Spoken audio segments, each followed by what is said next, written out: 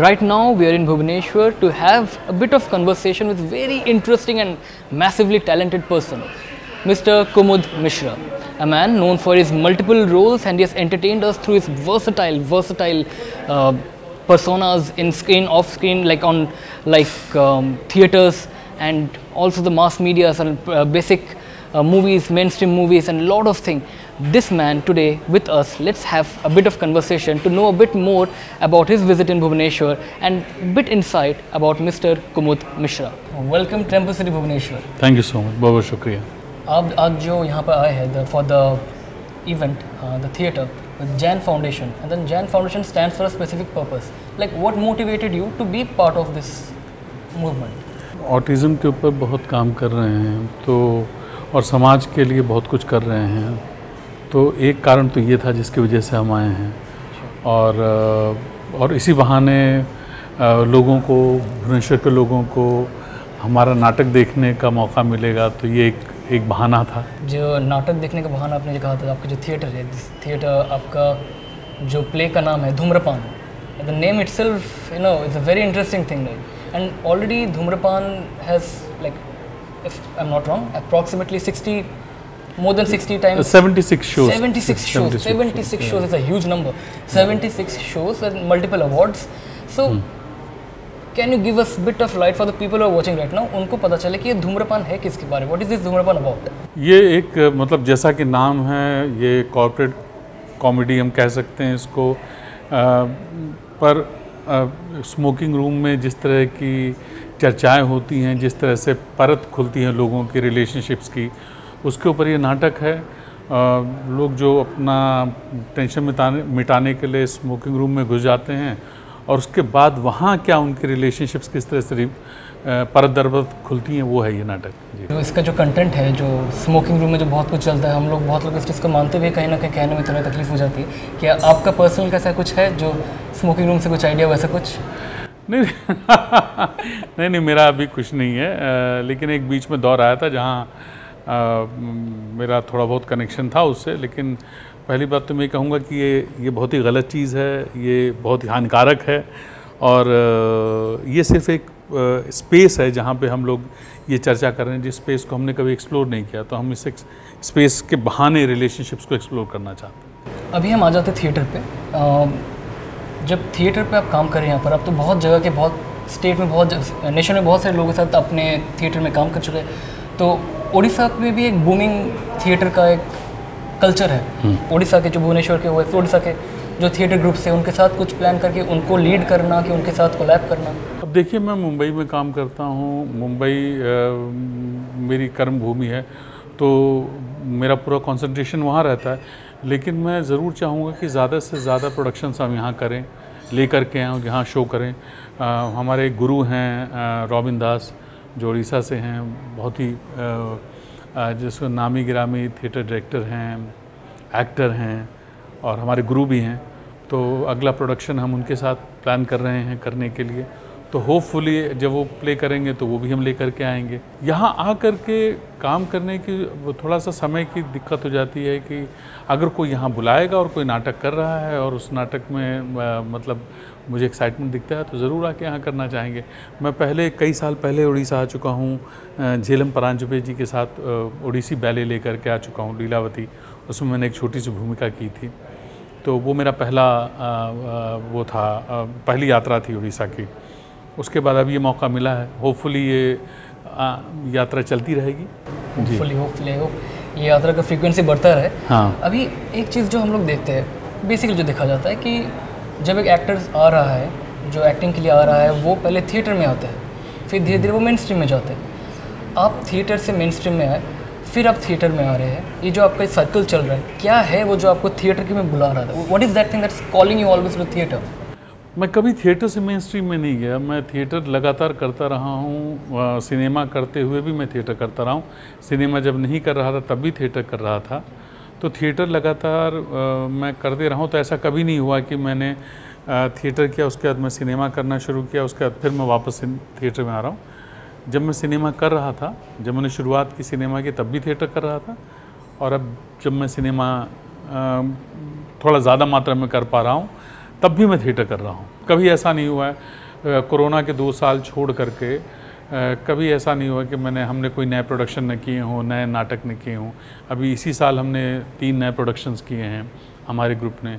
अभी इस साल एक और नया प्ले शुरू कर रहे हैं नवंबर में पृथ्वी फेस्टिवल के लिए, और अगले साल एक सोलो कर रहे हैं विभूति रचनावली अभिषेक मजूमदार का लिखा हुआ। और अभी थिएटर के बारे में थोड़ा बात करें तो हम थिएटर नहीं, बेसिकली अगर एक्टिंग के बारे में बात करें, हमने देखा है कि आपने मतलब आपके जो रोल्स थे वो काफ़ी ज़्यादा मतलब डायनेमिक थे। लाइक कभी आप थोड़ा नेगेटिव में जा रहे तो कभी थोड़ा फन में आ रहा है, तो कभी ऐसा कभी वैसा, लेकिन इंसान तो आप एक ही हो।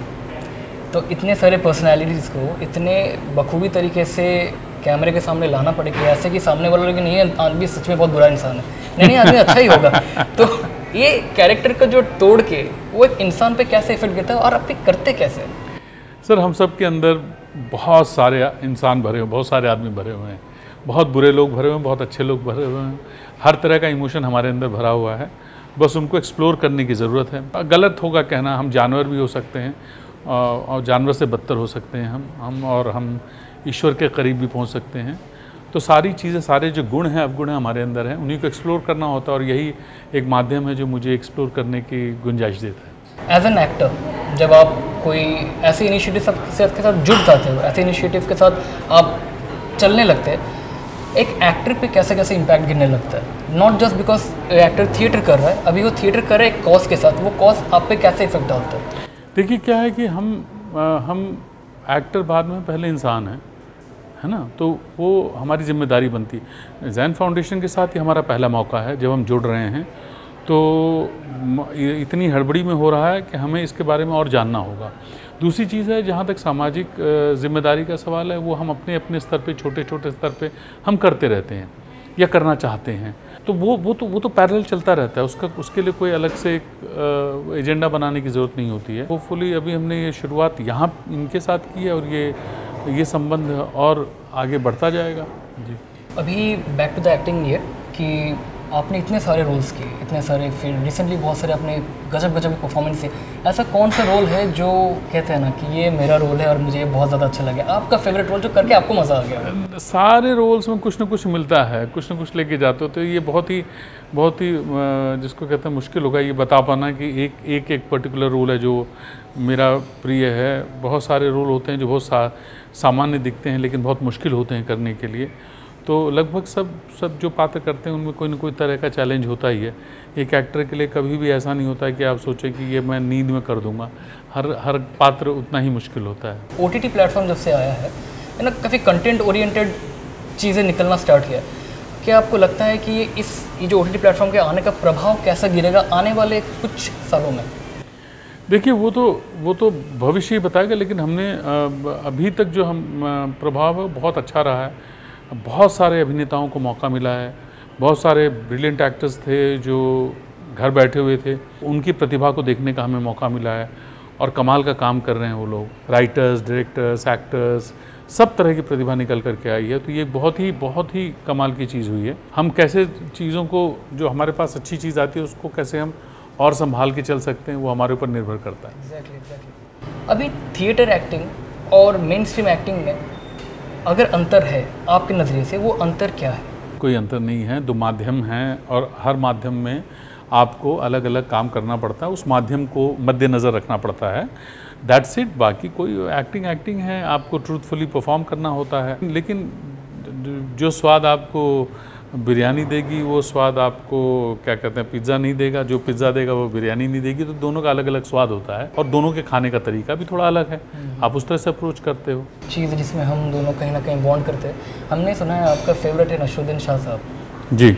अरे आपका वो कौन सा मोमेंट था कि आपको लगा कि नशरुद्दीन साहब, कौन सा मोमेंट था आपके लिए वो? स्कूल में मैं पढ़ता था, मैंने पार फिल्म देखी थी। हमारे स्कूल में सैटरडेज़ को स्क्रीनिंग होती थी। मैं बोर्डिंग में पढ़ा था मिलिट्री स्कूल में, और मैंने पार फिल्म देखी थी और वो देख करके मुझे लगा कि मुझे बस यही मेरे गुरु हैं। जो भी वो, अब वो एहसास तो मैं जो भी कहूँगा तो उसमें मेलोड्रामा जुड़ जाएगा, पर एक फिल्म है जो जिसका पहला प्रभाव मेरे ऊपर पड़ा था वो था पार। उसके बाद तो खैर मैंने सारा उनका सिनेमा देखा, वहीं से शुरू हो गया। थिएटर देखा। तो या भुवनेश्वर में आके, उड़ीसा में आके, इस जगह के माहौल, यहाँ पर कुछ अपने ट्राई किया, यहाँ के कुजीन है, यहाँ के कल्चर का कोई पार्ट ट्राई किया और कैसा लगा? पिछली बार जब कई साल पहले आया था तब मैंने क्या कहते हैं, कुछ दिनों के लिए हम लोग क्योंकि बैले कर रहे थे तो शहर शहर ट्रैवल कर रहे थे, तब मैंने यहाँ के खाने का स्वाद लिया था और बहुत मज़ा आया था। लेकिन होपफुली हम बहुत सालों से प्लान कर रहे हैं बाइक ट्रिप का, तो जब हमें मौका मिलेगा बाइक से तब जा कर के हम एक्सप्लोर करेंगे उड़ीसा। वो हमारे विश लिस्ट में है कि हम बाइक से पूरा उड़ीसा कवर करें। तो होपफुली अगली जब यात्रा होगी तो वो इंटीरियर्स में होगी। या अभी आखिर में आप जो लोग धूम्रपान देखने वाले हैं उनके लिए क्या मैसेज होगा? कि आइए और मज़ेदार नाटक है और आप हंसिए, खुश होइए, एंटरटेन होइए और मुस्कुराते हुए जाइए।